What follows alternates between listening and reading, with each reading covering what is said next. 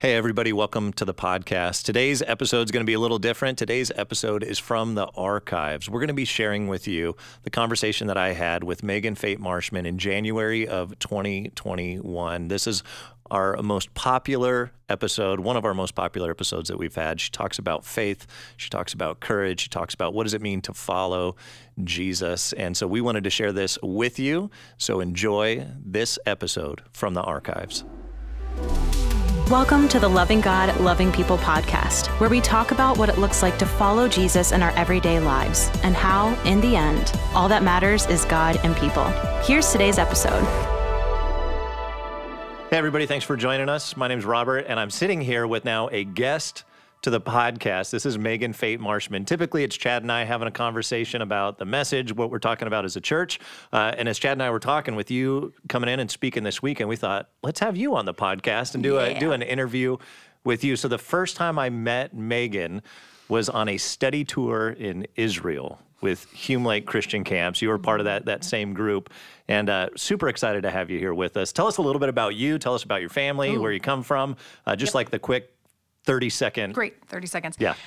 My name is Megan. I love the Lord more than anyone else, and I'm doing my best to align my values and my yeses with my greatest loves. So I remember right before I had kids, of which I have two, someone said, parenting advice, every yes is a no and every no is a yes. And I thought, what does that mean? And then I figured it out. So it turns out every time you say yes to something, you're saying no to anything else you could be doing at that time and energy. So when you ask about who I am, I'm thinking, okay, so what are my best yeses? My best yeses is anything God asks of me, and even partnership with you guys, which is really exciting because it's yes, what God's doing here is a yes for me. But then my next yes is my husband, even before my kids. And then I have those two little guys. And then from there on, it's just how to love God and love people well with the best yeses and how to say no so I can say yes to the things that matter most. All right. So you're going to want to rewind and re-listen to that because it was brilliant, and there was a lot that was just packed in there. But so you're still wondering what I do? Yeah, I got it. I think I got it. But you've been going around speaking around the country. When did you get into? When did you realize God has gifted you in this way to communicate His word, and how did that kind of unfold? Yeah.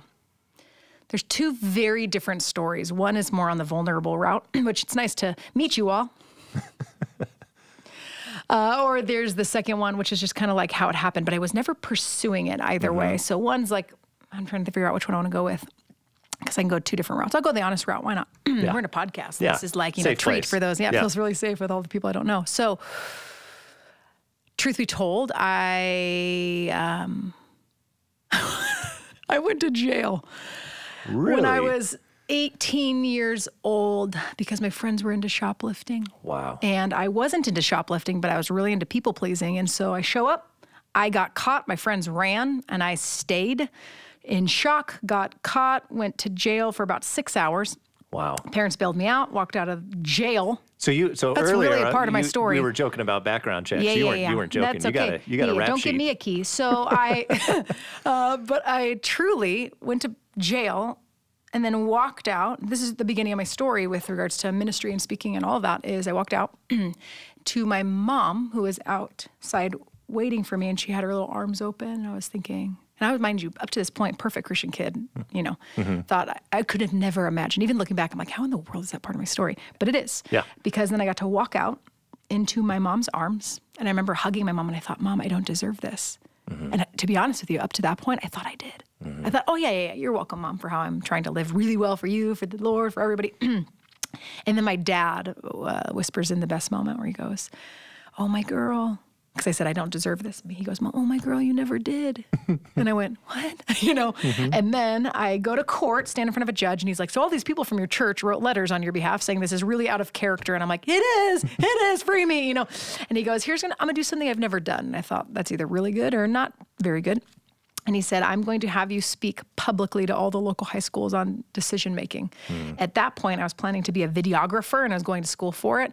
And it was in that moment I realized God had given me a gift to communicate, but I found it through my greatest weakness is how I found my strength. And I love it because it wasn't I went on this trajectory of wanting to become a pastor, and then I became a pastor, and then I did all the things.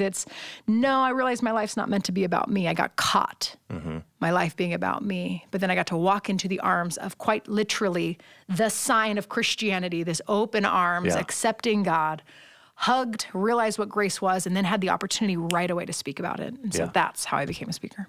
That's amazing. So Chad and I, we talk about this all the time. We talk about grace because it's one of those things that's the foundation of our faith. It's the foundation of Christianity. It's the foundation of who God is. And so it's so essential, but you can't always explain it. Like you try your best to go, I just want you to get grace, but in many ways, grace kind of has to get you. Yes. And it sounds like that was your moment, that grace got you, was walking out of a prison. Quite prison, it got even harsher.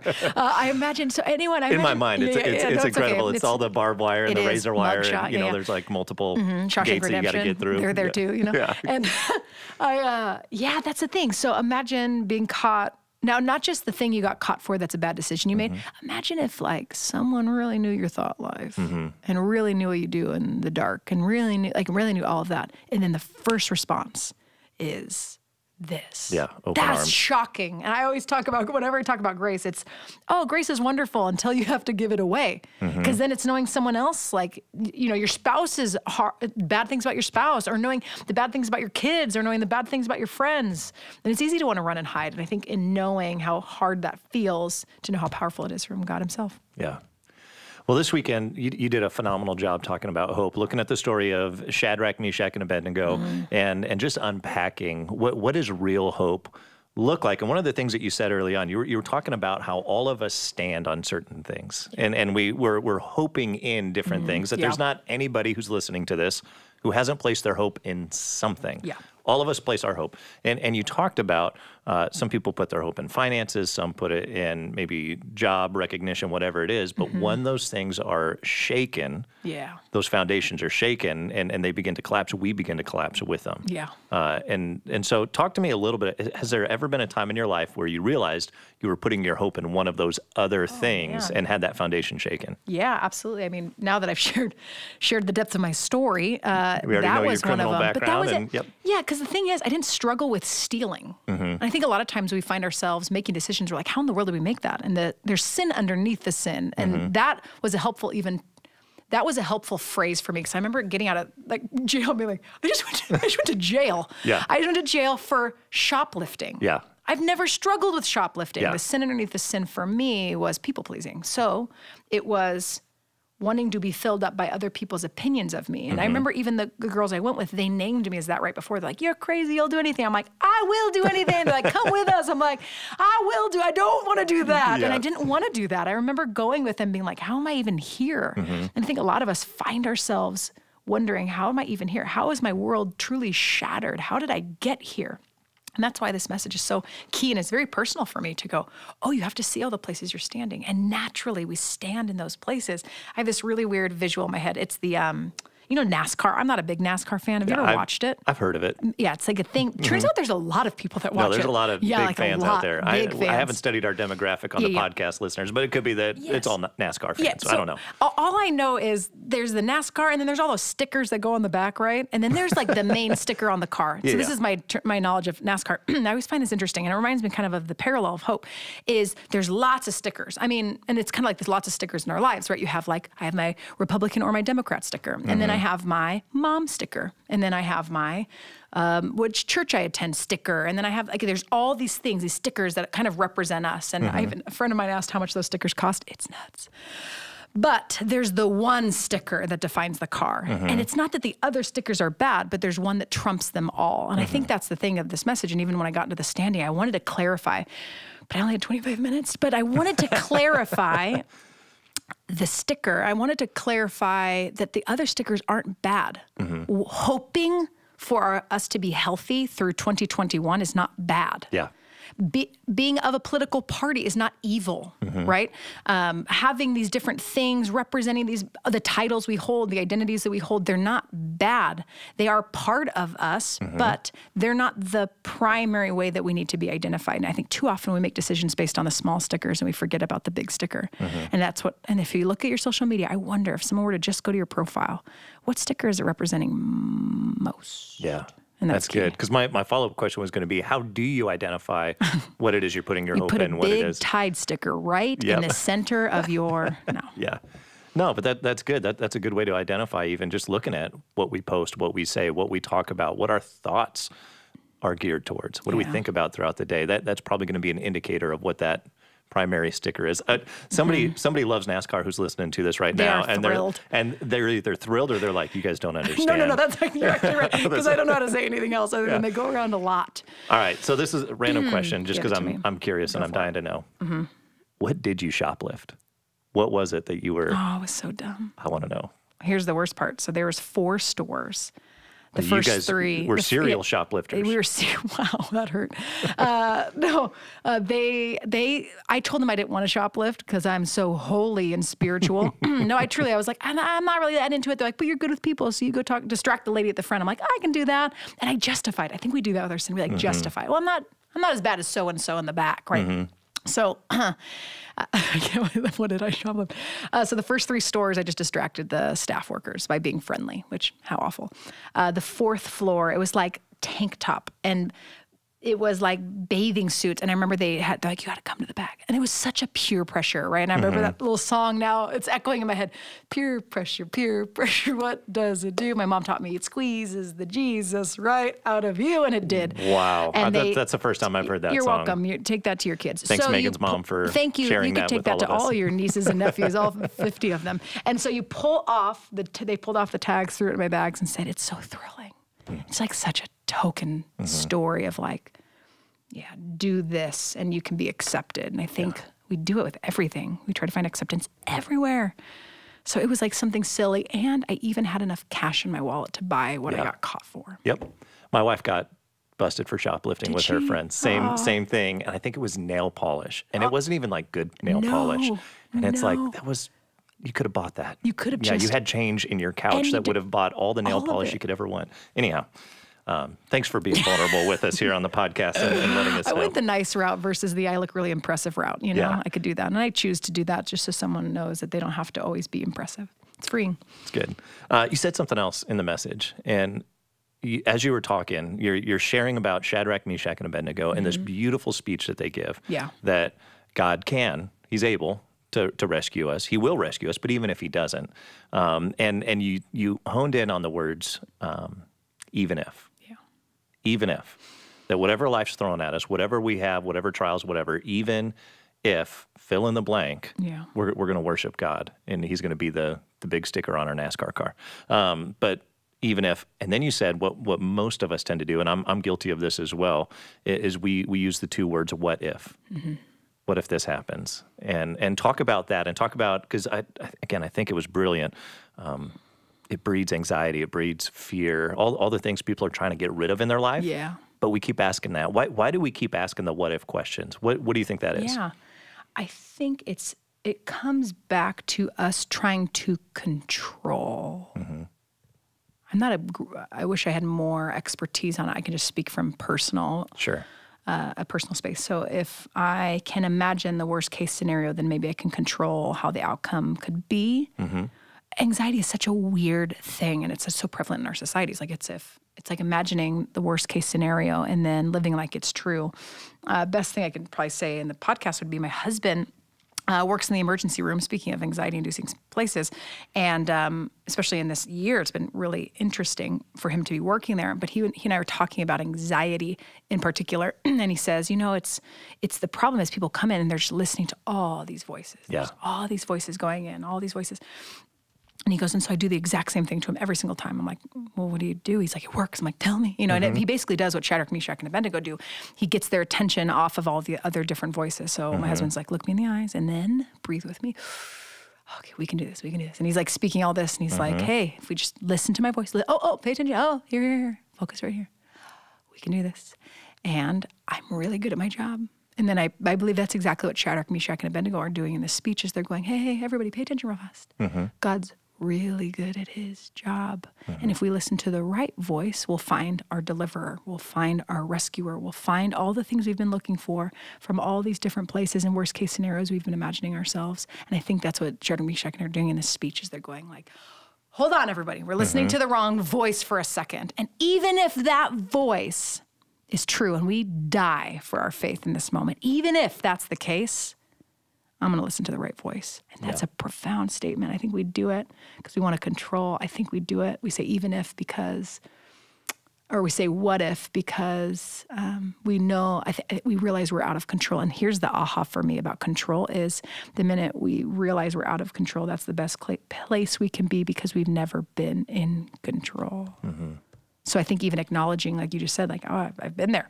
I think the minute you acknowledge that, you realize, oh, I am out of control. But the aha is, and that's okay because I never have been, and I've convinced myself that I am. And if I am in control, no wonder I'm so anxious. Yeah. That makes sense. Yeah. Yeah, that's so good.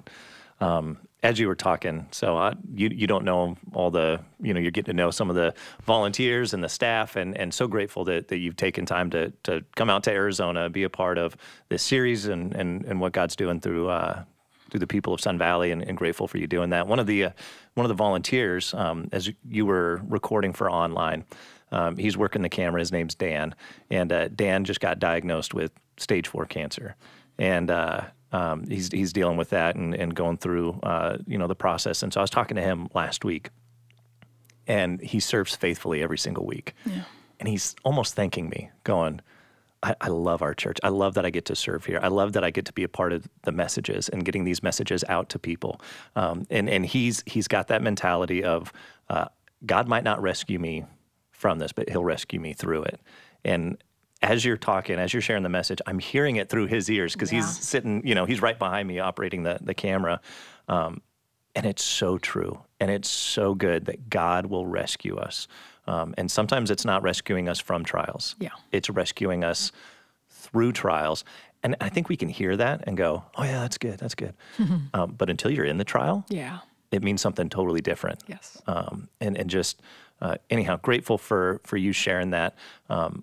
If somebody's listening right now and they're in a season where they're in the trial, it's not a hypothetical. It's not a, what do I do one day when? But right now they're in the trial. What encouragement? What advice do you have for that person it's right now? It's happening. Yeah. I mean, I read. These are going to feel like impossible words. But the only thing I can think of is someone who was in a trial, and he gave these, and they happen to be the most highlighted passages on all Kindle e-readers. So it's popular, but if only you would hear the invitation, I would just say, listen to this from someone, if only I could find it. Legend, if you just let me in. Anyone else sing the song? Gentiles eat pork chops. That's how I remember the order. Yeah. So I would think of Paul's words from prison. Apparently that's a theme of this podcast. Thanks a lot, Robert. He just says this, and again, the best part is as I say this, if it feels impossible, good, because then that's going to make you lean into the Lord. And when you're leaning into the Lord, that's when you're in a better place. So if it feels impossible, good. Mm-hmm. Rejoice in the Lord always. And then he says it again. Rejoice. Why does he say it again? Because there's no bold, underlined, italics, or all caps outside of the Lord in the Old Testament, which meant Yahweh, but long story short there. He says it twice to reiterate this really matters. So rejoice in the Lord always. And then he says this, let your gentleness be evident to all. The Lord is near. Do not be anxious about anything, but in every situation by prayer and petition. You can ask God anything. You can bring him anything. With thanksgiving. I find that key. So you go to God in prayer instead of just being anxious. Go to God in prayer with thanksgiving. So in other words, you're saying, thank you, God, for however you're choosing to answer this prayer. I trust you, even if it's not what I want and not in the timing that I want. I trust you and thank you for your answer before you even give it, which is how then you get to the peace of God.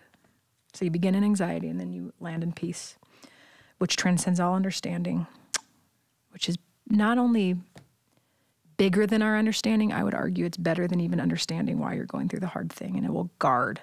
God's peace is active. He will guard your heart and your mind in Christ Jesus, and I feel like if you're going through the trial, that's what you need is active peace. And the way to get there, rejoice and go to God in prayer and thank him for however he chooses to answer your requests, and you can bring him any of them. Yeah, that's good. Megan, thanks for being with us and bringing us back to God's word. It's so true, and it's easy to miss it if you're not in the trial. Yeah. And so my hope is people will remember this message, and when they're in the trial, they'll go back and listen to it. But grateful for you, grateful for your leadership, and being a part of, again, what God's doing here. And if you know somebody that's going through a trial, that's maybe in a season of wrestling, would you share this? Would you use this to maybe help them share the message on social media or send them a note, write them a letter, whatever that looks like for you, and be an ambassador of hope. And again, Megan, thanks for being here. Thanks for being a part of the podcast and spending time with us this week. Oh, I'm honored. I'm honored, Sun Valley. Keep doing what you're doing. Thanks. Thanks for listening to this week's episode of the Loving God, Loving People podcast. Make sure you subscribe to our podcast wherever you are listening so you'll never miss an episode. While you're at it, if you found value in this conversation, we'd love it if you rated the podcast and left us a review. Also, sharing this with a friend is a great way to help more people meet, know, and follow Jesus. And lastly, you are always welcome to join us online for one of our services every week at live.sv.cc or go to locations.sv.cc to join us in person at one of our physical locations. Thanks for joining us. See you next time.